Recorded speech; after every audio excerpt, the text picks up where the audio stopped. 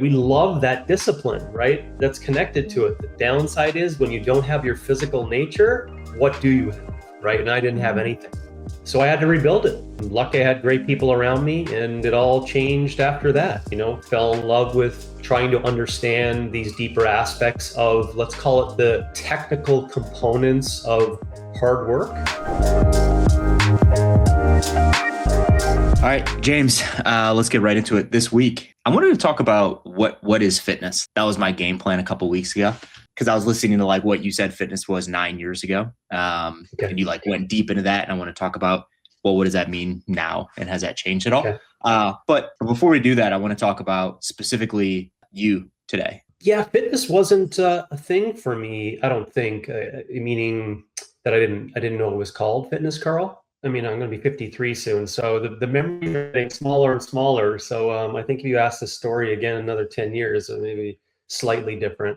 But, it was young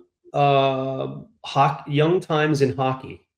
That's really where I connected to, at the language at the time in my head, was hard physical work.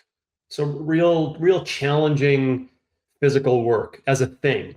The starting point to the questions on why, do you do these physical challenges, And then it's all the things that, as I've spoken about many times, the beauty inside of I should say the lost beauty, the beauty that was inside of the purest social, community-driven sport programs. So that was and this was maybe, because the way I spoke to people, my family, and just my parents mainly, trying to recall memories and seeing pictures, was I was 5 years old and I had this old Boston Bruins looking jersey, just in case anyone gets all excited there. I'm not a Bruins fan. It's not that I don't like the Bruins. I'm just not a Bruins fan, but I have Boston Bruins jersey on and some piecemeal used equipment. And this was 5 years of age. And I remember, just being on the ice and doing physical activity. So that's where it started. And then there's so many stories, Carl, along the way, junior high up to high school. I played everything, and I was quite good at a lot of things, which now you're tying into the CrossFit notoriety and probably the willingness and the intentions behind getting into that, because I love that well-rounded generalist idea. I couldn't put language to it as to how they were all benefiting, everything, but I put language to it based upon that. And you can imagine, anyone who's trying to logically think about the scaffolding and everything that goes together, it kind of makes sense that I would end up, in my late 20s and early 30s, having, in pretty good shape, right? Because you imagine your whole time since you've been 5, you're just doing all different kinds of physical forms of expression. Got really, I would say, really good, specifically at a couple of sports, basketball, hockey, and soccer. I was kind of pushed aside for the next elite level of hockey and basketball. And I played soccer. I moved away in June 1992 from my home. I can still, remember my mom crying at the airport. Dad didn't even go. He didn't want to cry. So I think he stood over by the fence basically. And, it was oh my gosh, my boy is gone forever. Because I really thought that when I was moving away there, I was going to go play, at university level, play in Europe, etc. So my mind was set on that. Existence, all those things really dug in at that point, because, and then people are oh, you're just an athlete, whoop-de-doo, right? Get on with it, go live your life. But what happens if you think that is you, right? That it makes up your entirety, right? It makes up everything, So as I say that, I'm sure you could probably, my former athletes and also coaches are listening in. They're I totally get it, because that's what we actually try to harness when we're dealing with athletes and we're dealing with people that are really digging into it. We love that discipline, right? That's connected to it. The downside is when you don't have your physical nature, what do you have, right? And I didn't have anything. So I had to rebuild it. Lucky I had great people around me, and it all changed after that. Fell in love with trying to understand these deeper aspects of, let's call it the technical components of hard work. So it wasn't just seeing hard work and physical challenges now. It was like understanding the complexities around that. So I guess it became more than just this outer layer of an idea. It was like a deeper layer now, right? Understanding surgeries, understanding time off, understanding asymmetry, understanding all these other injuries that come up because of this asymmetry, like understanding fatigue, understanding the brain, understanding the way up, understanding the peak and the dry, blah, blah, blah. So yeah, and I just dug into it, and then I wanted to get educated on it. I love that whole process so much of that injury, and what it transformed me into was a super curious person around, like, how do I deal with this, reignite this human, really, to like figure out like, well, how is this new human going to live in this world, and how are you going to show up? And I decided it was like, well, let's become super curious on my entire process, right? Mm-hmm. And so I got educated on it, just started coaching people. And my physical challenge experience from forward from there, I guess when I post injury, when I started, because I started helping out people at the rehab center. Kathy Crawley was my physical therapist, and she just knew that I had this knack to, like, I had this, this inspiring kind of message to give to people based upon my own story. And she was like, "Oh, you can just show them how to do those machines or those exercises that I told you."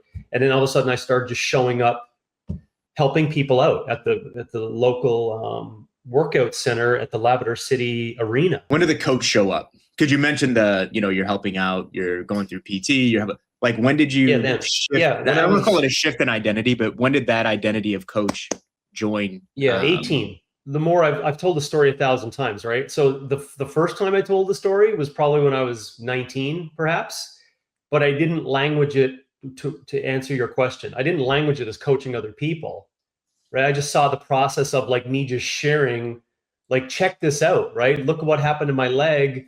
Look at the things that I did to try to get stronger, and then look at me now. Mm-hmm. And so I would pass it on to other people that are showing up at the PT center. So it was probably then, like, just after 18 years of age. It wasn't classified in credentials or anything, but that's when I was really coaching. If we're going to use this as our guide for the rest of the conversation, I want to kind of like jump back and forth. And forgive me if I'm fast forwarding too much into this, James, but how did you get to 1999? Like, what led you to 1999? Like, what did we miss in the story that you already told that got us to 1999 and OPT being born? Born in 1999 would mean that we, Leanne and I put, I guess it's called pen to paper, right, of a business, plan based upon that, of what would be considered, James Fitzgerald, but I called it Optimum Performance Training after consultation with Bernie on language and all the things around that. If people want to dig into just that wording itself, it really ties into the main thing that I get excited talking about, right, which is maximum potential. I think you could easily just say, well, what years did I just finish off on? And so I went, left home in 1992, June 1992, and came back home, and basically was just in this, I call it like my basement, this dark, depressive state for 2 years, pretty much. In total, it was about an 18-month total rehab time because of the surgeries and complications I had with it. I had to get a pin in my leg, and then I wanted the pin removed over time. I had compartment syndrome, which added a huge number of complexities to it, neural issues, et cetera. I don't need to go on, but that's why it extended that out. It's me, like, trying to get stronger physically, helping other people about my story at the rehab place, and then participating in university courses up in Labrador, and and basically just biding time until I went to Memorial in September of 1994 and entered into the class of 98 for Bachelor of Physical Education at Memorial University of Newfoundland. So in that 94 September, the first bit of part-time work that I did was at the Strength and Conditioning Center at the time, because I had personally just wanted to transition from this like place to work out, but also like, what in my mind at the time was like, well, I'm just going to like share to other people, regardless if they want it or not, at this place where I'm working out. And then there was a bunch of other people in my class who just did the same thing, not for the same reasons getting into it, but the same thing. They're like, oh yeah, I like working out and I like telling other people about working out. All right, great. So this place for hanging out in 94, I'm, meeting the full gamut of people. If those know what a public strength and conditioning center is at a university, you'll kind of see across the board, it's everyone. It's those in a rehabilitative fashion, it's sport athletes, it's just students, it's administration of the school, it's the public, like everyone is there. So I get the full picture in terms of how are all these things, going on. So yeah, May or June 1998, I was full into that, let's say, just so it doesn't seem like I'm jumping too much, but there's a ton that's learned, education wise. So now I'm pretty much down in the basement, and then coming upstairs and going, well, interesting, these things that I'm learning down there, how does that carry over to the Strength and Conditioning Center? And then at the end of the summer, I completed in what's in Canada at the time was called the Professional Fitness and Lifestyle Consulting. It was called the PFLC. And it was this, in my opinion, a really good certifying body called Canadian Society of Exercise Physiology, where you had to do just a ton of hours and testing and training and programs, et cetera, throughout your university career to be called the PFLC. So at the time in 98, it was a big thing, to be a PFLC in Canada, you're kind of sought after because it's like the newest, but really in-depth consultant, right? I added the study for the NSCA CSCS in the same summer, because I thought that would be a good 1-2 to have if I wanted to get into the field and continue this after my university. So I go out to Calgary early, I think it was August 1999, I moved to Calgary. And it was within that fall that I started, in my words, I really should create different language to it, but I did a whole ton of work in the fitness field, anywhere I could get my hands on, and I basically survived. I really did survive. I had zero money and just got by for the whole next year. And then I'm bringing you up to when I met Leanne in a bar called Out of Bounds in Banff, Alberta. And we were together after that, long distance, and she helped me figure out putting it together as a business plan in 99. What is this, man? What is this 2005 Big Dogs blog thing? What's going on here? What was the intention behind this? What motivated you to take your talents online in a blog format? This is fairly new. In 2005. The well, it does. Who's this guy? DJ Wickham. Is that PJ Wickham? DJ Wickham. Oh my DJ gosh. Wickham. We need to find DJ. We got to send him this photo.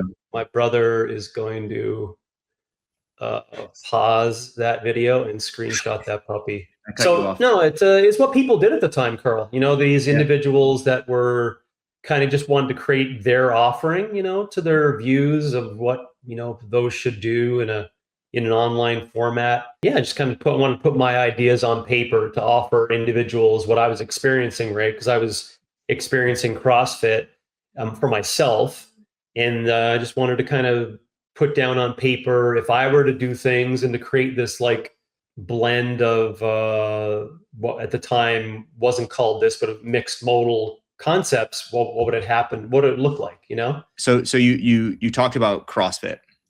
Like we jumped right to CrossFit, right? Big Dogs Blog, all that. How in the world did you start doing this for your fitness? Like what was the true introduction? What was the interest? Why did you make that your thing? Tell me the story behind that. Yeah, so I had a friend who was a friend first, and he was a fighter second, and he was into mixed martial arts and all the training around that. And he visited the West Coast of America and went to the Mecca of where at the time was the UFC, MMA kind of like training and the rock star entertaining concepts of MMA at the time, you know. And he came back, and he was living in, I think it was Saskatoon at the time. And for those who are trying to connect the two, he was in Saskatoon, I was in Calgary, and we used to keep in touch. For Yeah, you he was like, Americans listening, we call that a bachelor party. Canadians call that a stag. yeah. So he was like, Fitz, there's these guys, you know, this is what these guys are doing for training. And at the time, him and I were sharing ideas, and I was kind of helping him out in my perspective, right, as an outsider looking in, saying, hey, you should think about this for the resistance and the resilient aspect and the conditioning aspect, which is something that I really had my hands into, you know, and I was quite good at the time. And it was online, obviously, CrossFit.com. So I lurked around the website. I think it was late 2003, kind of looking into it. And, you know, like most people, if they know the story of CrossFit.com, there was lots of lookers for a while. And you're just like looking at it, dare not post, but you see stuff come up. You don't really know much, but you're like, you know, you start to understand the format, right? 3 working days in a row, there's a day off. 3 working days in a row, there's a day off. And then from listening to all the people that were on there at the time, you know, which a lot of credit is not actually given to that initial crew of individuals, which I'm kind of hesitant to name because I think I'd miss out, unfortunately, on so many. But there was a lot of like old school names that really educated everyone. So they should get a lot of credit really for the birth of all the principles inside of how to make CrossFit your own. Anyways, I'm sidetracking, but so I did that. And then I think it was in 2004 where I started posting. And if it wasn't full-time 2004, it was certainly more than just, you know, lurking, because I was kind of into it and then putting stuff on paper and trying to see what I was doing with other people. So what was your attraction to it? Was it because you mentioned a little bit ago, James, you said like, I liked this concept of like the generalist, but I couldn't put words to it. And you probably never saw fitness like it. Was that the attraction when you first saw CrossFit in 2003? Yeah, it wasn't just one thing, because, you know, I tell people this a lot, but you got to remember that I was like 10 to 12 years deep into fitness by the time I saw this, right? So I think I saw it with a slightly different eye than most people did, you know? But there's so much, you know, it was different. You know, this was an individual, Greg Glassman, who made you ask the question, like, what is fitness? There's a lead into next week, but he did, you know, he wasn't the only one that asked that. And before that or at that time, but he really was the only one that was questioning it, like the critical analysis of what really is fitness. So that was, you know, and then my technical educated brain was also like, gosh, you know, like by participating in and seeing the effects and like playing with it, it really did transform my entire thought process on how to do work differently. Because at that time, you know, in my mind, and may have been obvious to maybe a couple of other people, but there was when it came to strength and conditioning, there was only one way to do it. And that was what was in the manuals from the NSCA or Canadian Society of Exercise Physiology or the American Center for Sports Medicine, American, I don't know what the C stands for. There was a couple of these groups, ironically owned by Sugar, or, other side note, that wanted you to only do things a certain way,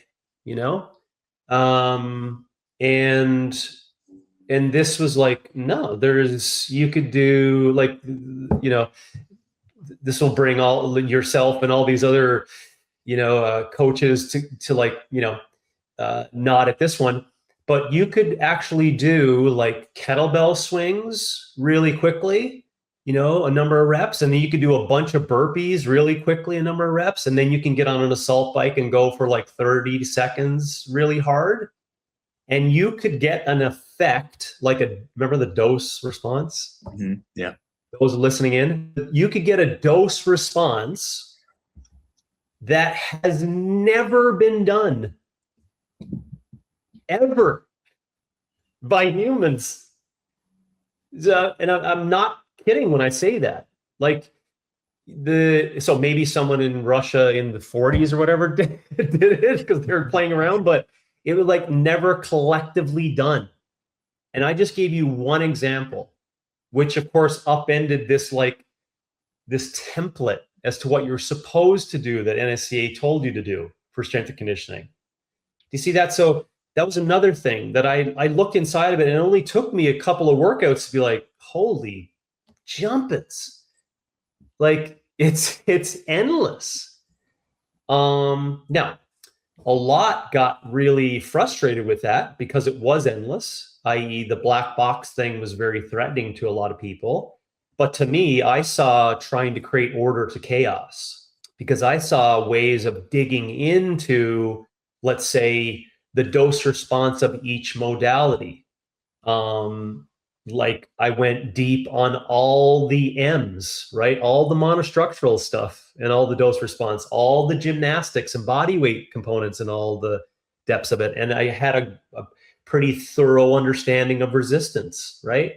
So if you're like, well, you're going to combine all these things, I went deep on each one of them, in which opened up this, let's call it a million different pathways to create this unifying thing called a timed piece of work. And so that's, that was the main thing besides the others that I said that I saw within this. As also, I saw it as a way for me to continue my fitness, Carl, like, because I had done toughest Calgarian alive, cross-country running races, all different kinds of resistance training, so I kind of had this, pull these things in, see how they add to your own fitness, right? So I saw it as, oh man, it's just gonna be another way for me to, it didn't, what's the word, Carl? It didn't push me in a corner, which is what I really liked.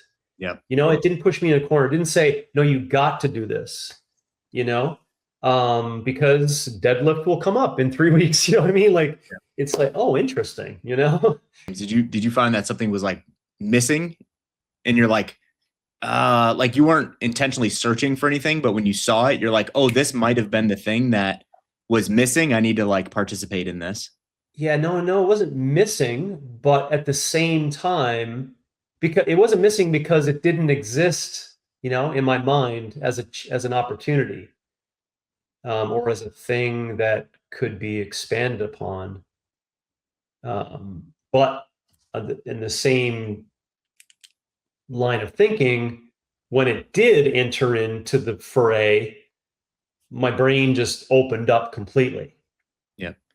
And I just have to mention, this is kind of part and parcel too. This is important. It's kind of a socio-political thing though, but and you can go back on old .com stuff, and also just kind of see as what was going on in the strength and conditioning universe at the time to lay claim to my point that I'm going to make here.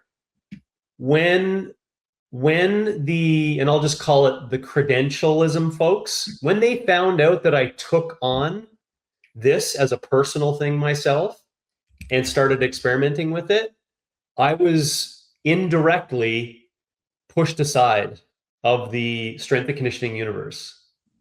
I have to make mention of that because this is it just goes to show you that it was still and I'm not just claiming it for males, but it was still like a big boys club. Like, you got to do it this way. If you don't do it this way, you're crazy, like that guy from California. And Poliquin was part of that group, right? He was part of that group that just made fun of it, said it was the stupidest thing ever, et cetera, and then years later, ironically, wanted to touch and feel. Anyways, I just want to make that point, Carl, because it's an important part of the story that people, and I'm not just saying it for me as a victim, I'm just saying, like, it's important to see that there was a ton of people that had the chance to open up their brains, but they were so close-minded. They were so close-minded to what they thought the answer was. But I opened up, a world of chances for it. Does that still exist today, James, that big boys club? I'm not sure. I don't think so, because the digital world is so chaotic that I don't think, it's really we're in a post-fitness world, right? There's nothing really that's true anymore.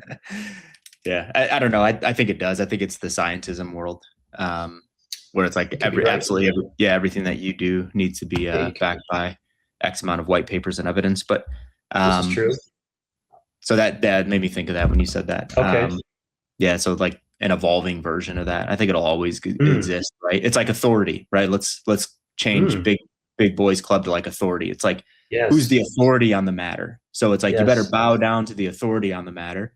And if you don't, you're going to be outcast, called stupid, called dumb, not intellectual, not an intellectual, whatever the anti-vaxxer. A lot of ways we can go with that one. Will the 2003 moment ever happen again, in your opinion? This is my opinion, right? I've mentioned this numerous times before, but I really do think it's the answer. There's like, if there was now this unknown and lurking, and then something that was missing, and then you start doing it. What is that today? There's nothing that's missing today, but what is missing is the basic principles of what people should be doing for physical expression. So then I kind of keep going on that. Well, how do we get everyone to participate in that? The only way you do it is you make that they have to do it. Whatever that is, James, let's say this is the page, right? This is the page that is the authority. And it's like, you go here and you respect the principles, and all the principles are just laid out day by day. Yeah. This is what you do. Yeah. What's on this page? What's on this page in that world? Yeah, great question. Well, it probably would only be one page, because it would be a page of the things that you follow, like, dare I say, commandments, that are wrapped around that notion of, challenge the body, eat real food, and learn new things. Mm-hmm. And it would probably be for the whole page, which could be not that long, actually, describing some of the more intricate details inside of each of those components. Yeah.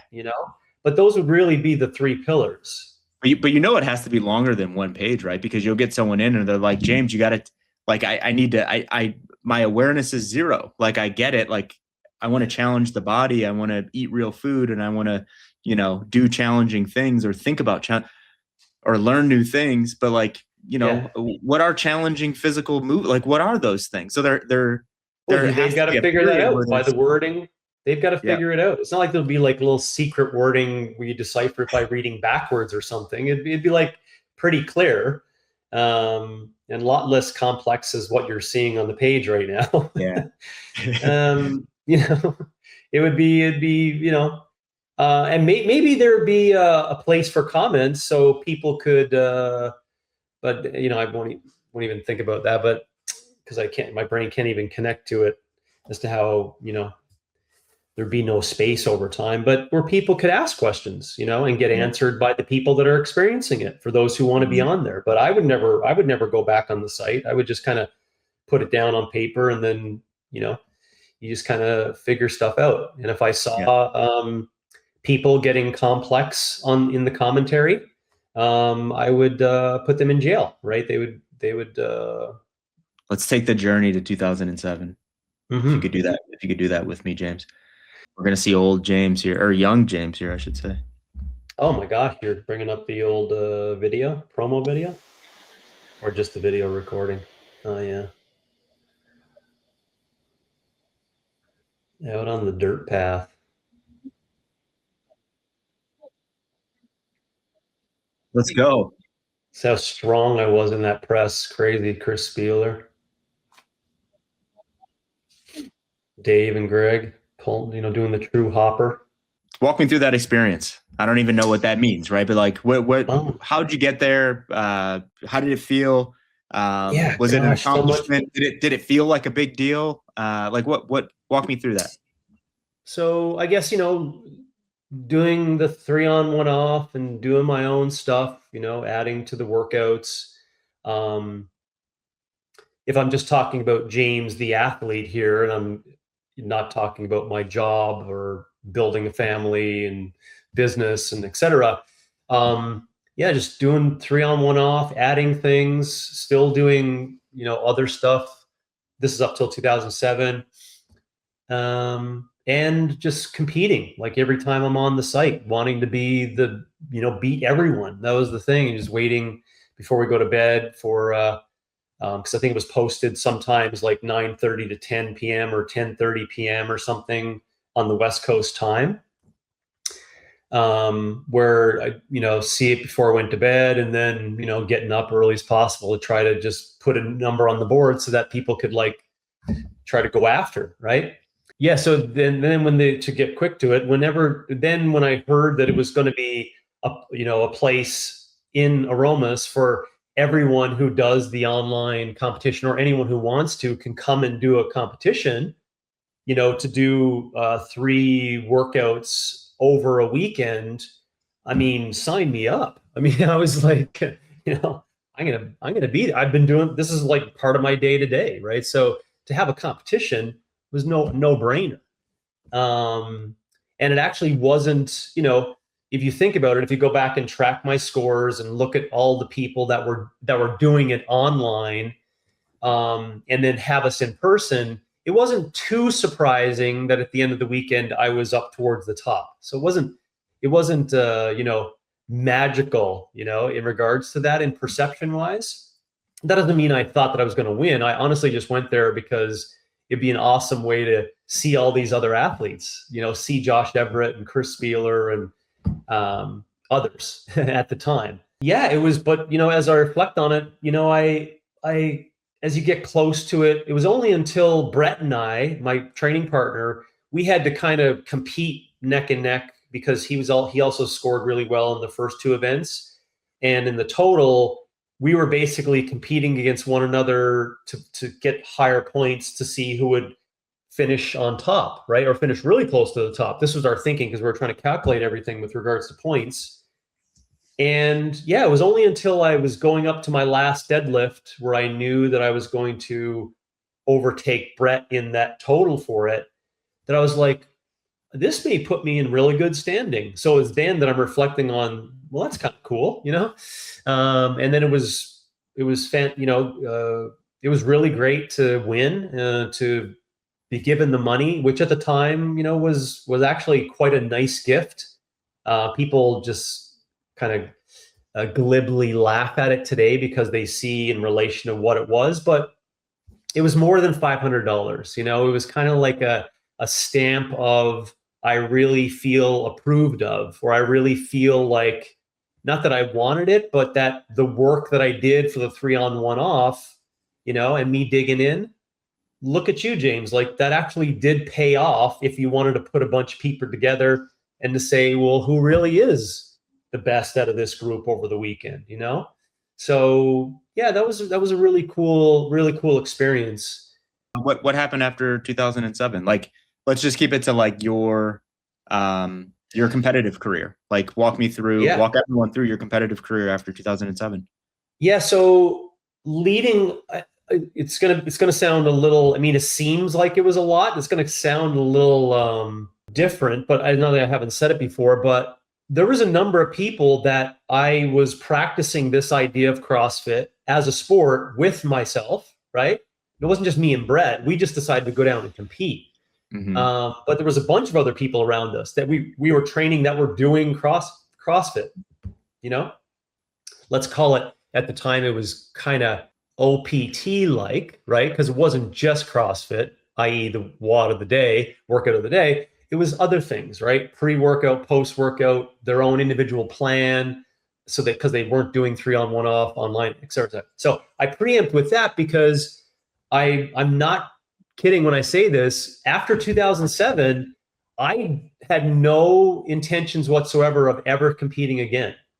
I'm honest when I say that. And you can go back and look at the blog. You could listen to any of my interviews post 2007, my pre Every Second Counts movie videos, all of that stuff. The B-roll, Savan would tell you. But obviously, the way it worked out, no one wanted to talk about that because they had to bring the champ back, right? For 2008. I didn't want to compete anymore. Not sure who made the call. I think it was Dave actually that made the call. Greg was probably on the call, and maybe Tony as well. But they're like, oh, we got this. We want to do this movie. We want to do all the videoing of all these athletes. You're going to bring everyone together. We need you to come back. And I was like, I just bought a 5-acre plot of land and built a business next to it, built a home, quasi slightly broke again because we put it all on operating on this little OPT land. Business is crushing it again now. And all these people are interested in learning from me with regards to like how I'm going to operate my business and this competitive fitness thing. And they're like, oh, you got to come back. And I'm 34 years old, man. Like, and I even meeting Chris Spieler down there, I knew, and seeing people online, like these guys, although they may only had 10 years, I had 10 years on them. It was different, So that's an important thing to remember, is because my story thereafter, it was all survival mode. I'm not joking when I say that. Like, it was piecemealing, wrapping me up, duct taping, supplement protocols. Oh man, injuries, almost, my organs failing in some competitions. Like, man, it was just survival.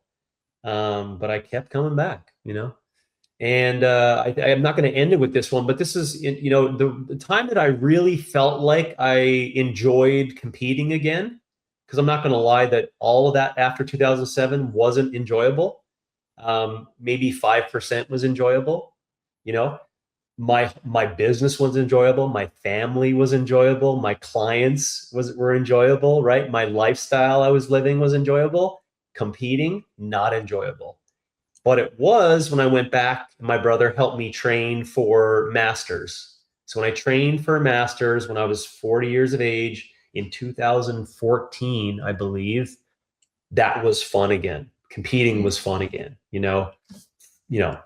like the shaking hands with the competitors, hugging out after workouts, hanging out with people, it felt fun again.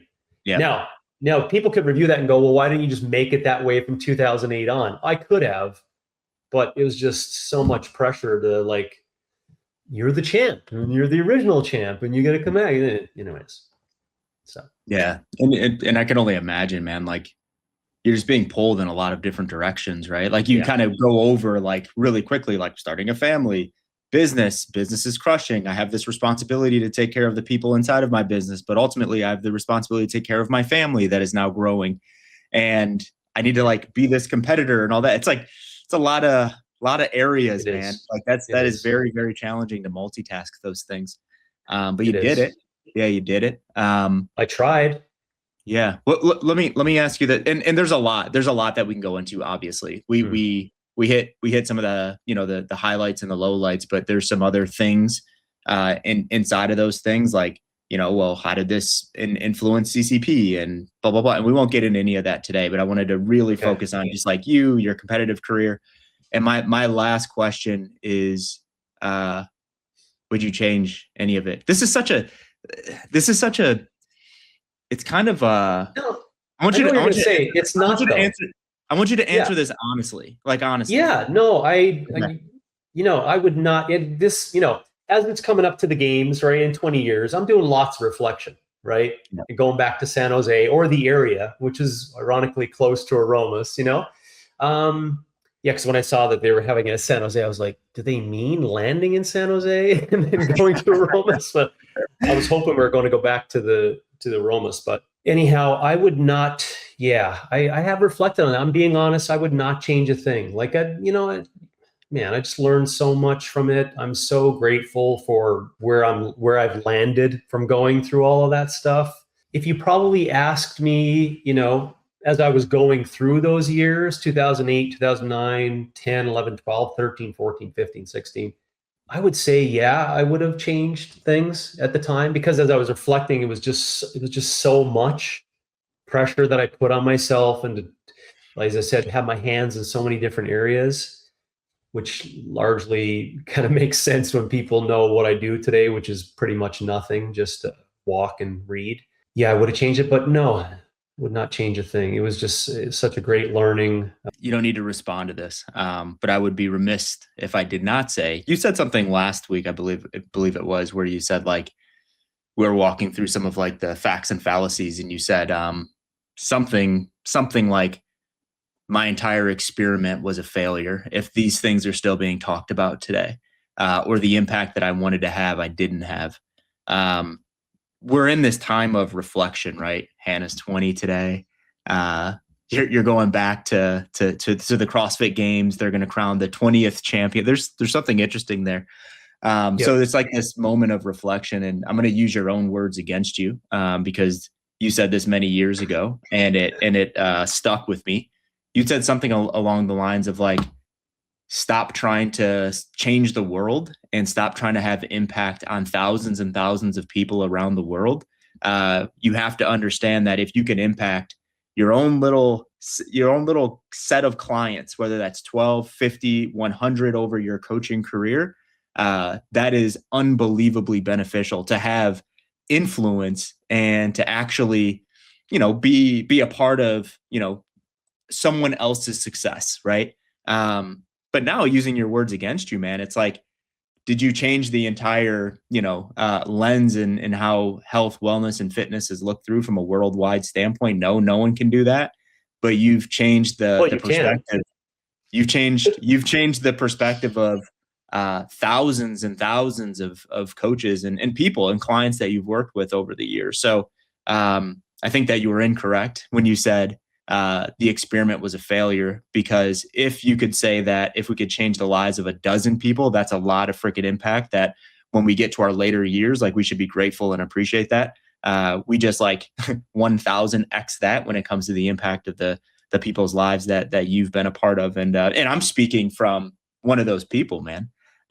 So I would be remiss to say that you were, if I didn't say that, you were wrong on that. And don't even answer. Don't come back with anything. Just enjoy this time. Really? Come on. Yeah, Come on. enjoy this time. No, I have to clarify that what I mean when I said that was, I did also add to it that it determines how you measure what I mean by that.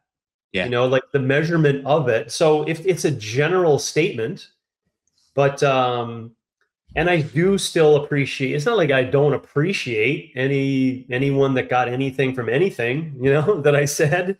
I not like I don't appreciate that and don't take it that way. And I'm sure you didn't, but some may. So I want to clarify that. It's just that if you truly measure what impact is, then now we're into an area of debate of like, well, what was impact? Because if we start talking about absolute numbers, effect on culture, cultural sway, this is why I always, it's not like I didn't think about this before I said it, right? So just something just to retort back to all those people that are appreciative of that, just remember that I still could be correct if we talk about a generalized impactful statement. In 100 years, it's not even a blip. Like it's that's what I meant by, it's just all for naught. Yeah. That's what I mean Yeah. by it. Yep. I won't. I will take. I do appreciate your point. I appreciate everyone, mentioning that it's not. It's not for a performative sense. It's just to really, maybe it's a call out, right? Maybe it's a scream out to those to be a little bit more critical of the concept of what impact means. That doesn't disregard the importance of just working on those around you and those who are in your vicinity. But maybe you'll, when you say things in the back of your head, that was really impactful. So I'm sure you'll have a lot of really good conversations and connections with folks. I've probably spoken to a dozen people that were like, "Oh, James is going to be at the games. I'm going to be there." So I'm sure you'll get a lot of people come up and connect with you. Oh, awesome. Yeah. If those people hit you up beforehand, just make sure they do come and find me. Yeah. Yeah. We'll put something out and let people know that you'll be there. Okay. Cool. All right, brother. Thank you very much. Thank you.